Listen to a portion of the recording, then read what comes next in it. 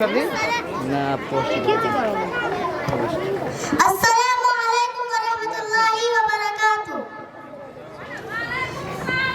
धन्यवाद कार्यक्रम संचालक जी, आदरणीय सभा का सभाध्यक्ष जी, प्रधानाध्यापक जी, विशिष्ट अतिथि, प्रमुख अतिथि, अतिथिवर्ग, अभिभावक वर्ग, शिक्षक वर्ग, विद्यार्थी साथी एवं यहाँ उपस्थित संपूर्ण महानुभावहरू, आज एसपीली मॉडल एकेडमीમાં ભઈ વાર્ષિક મહોત્સવ કાર્યક્રમમાં ઇસ્લામ નારીકો મર્યાદા બંને વિષયમાં આપનો કેવી મહત્વપૂર્ણ બનાવી રાખना पाउँदा एकदमै हर्षित छु। सम्मानित शिक्षकगण तथा प्रिय साथीहरू, अस्सलामु अलैकुम वरहमतुल्लाहि वबरकातुह। इस्लामले नारीलाई उच्च स्थान दिएको छ। इस्लाम पूर्व समाजमा नारीलाई उपेक्षित गरिन्थ्यो, तर इस्लामले उनलाई समान रूपमा आदर दिएको छ।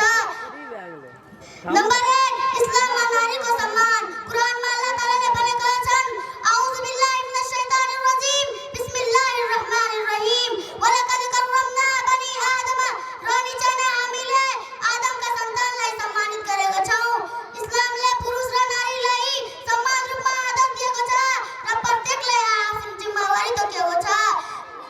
नम्बर 2, आमाको स्थान। नबी करीम सल्लल्लाहु अलैहि वसल्लमले भने, स्वर्ग आमाको खुट्टा मुनि छ। यसबाट स्पष्ट हुन्छ कि आमाको सेवा र सम्मान इस्लाममा कति महत्त्वपूर्ण छ। नम्बर 3, नारीको अधिकार। इस्लामले नारीलाई शिक्षाको अधिकार, सम्पत्तिको अधिकार, विवाहमा सहमति र अन्य सामाजिक अधिकार प्रदान गरेको छ। नबी करीम सल्लल्लाहु अलैहि वसल्लमले भने, तपाईहरुमध्ये उत्तम व्यक्ति त्यो हो जसले आफ्नो श्रीमतीसँग राम्रो व्यवहार गर्छन्।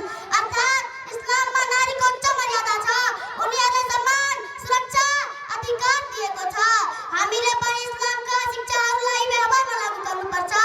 अल्लाह हामी सबैलाई इस्लामका यी शिक्षाहरू अनुसार जीवन बिताउने तौफिक दिनुहोस् भन्दै म आफ्नो भनाइ अन्त्य गर्न चाहन्छु। धन्यवाद। अस्सलामु अलैकुम वरहमतुल्लाहि वबरकातुह।